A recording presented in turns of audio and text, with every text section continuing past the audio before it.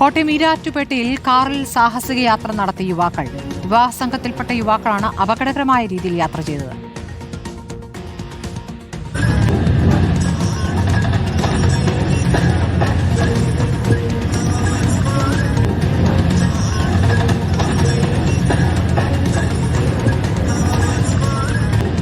Akhil K വിവരങ്ങളുമായി. അഖിൽ, തിരക്കേറിയ റോഡിലാണല്ലോ യുവാക്കളുടെ ഈ യാത്ര.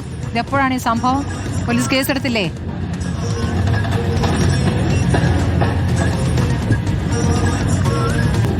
അപകടമുണ്ടാക്കുന്ന രീതിയിലാണ് യുവാക്കൾ വാഹനത്തിന് പുറത്തേക്ക് നിൽക്കുന്നത്.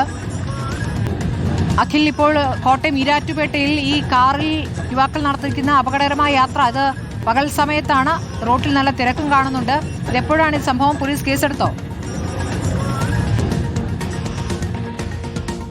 സ്മൃതി, ഇതിലൊരു പരാതിയായും മറ്റും വന്നിട്ടില്ല എന്നുള്ളതാണ്.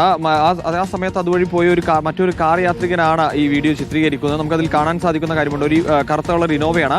അത് ഹരിയാന രജിസ്ട്രേഷൻ വാഹനമാണ് എന്നുള്ളതാണ്. ഹരിയാന രജിസ്ട്രേഷൻ വാഹനത്തിന്റെ രണ്ട് പുറകുവശത്തെ ഡോറിലൂടെയും പുറത്തേക്ക് തലയൊക്കെ ഇട്ടുകൊണ്ട് പുറത്തേക്ക് നിൽക്കുക. അതൊരു കല്യാണ പരിപാടിക്കോ മറ്റോ എത്തി, അല്ലെങ്കിൽ കല്യാണ സംഘത്തിനൊപ്പം ഉണ്ടായിരുന്ന ആളുകളാണ് എന്നുള്ളതാണ് മനസ്സിലാക്കാൻ സാധിക്കുന്നത്.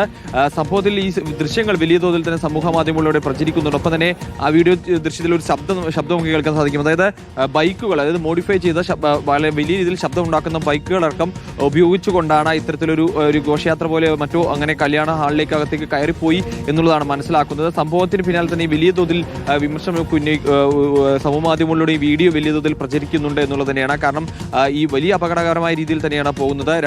പുറത്തേക്ക് ബാക്ക് വശത്തെ ഡോറിന് രണ്ട് വശത്തേക്കും രണ്ട് ഡോറുകളിലൂടെയും പുറത്തേക്ക് രണ്ട് യുവാക്കൾ പൂർണ്ണമായും തല പുറത്തേക്ക് ഇട്ടുകൊണ്ട് നിൽക്കുന്നത് ഒരു ഹരിയാന രജിസ്ട്രേഷൻ ഇന്നോവ കാറിലാണ് നടന്നിരിക്കുന്നത്. സ്വാഭാവികമായും ഈ സമൂഹ മാധ്യമങ്ങളിലൂടെ ഈ വീഡിയോ ദൃശ്യങ്ങളും മറ്റും പ്രചരിക്കുമ്പോൾ MVDക്കടക്കം മോട്ടോർ വെഹിക്കിൾ ഡിപ്പാർട്ട്മെന്റ് അടക്കം സ്വമേധയാ കേസെടുക്കേണ്ട സാഹചര്യം ഉണ്ടാകും. സ്മൃതി.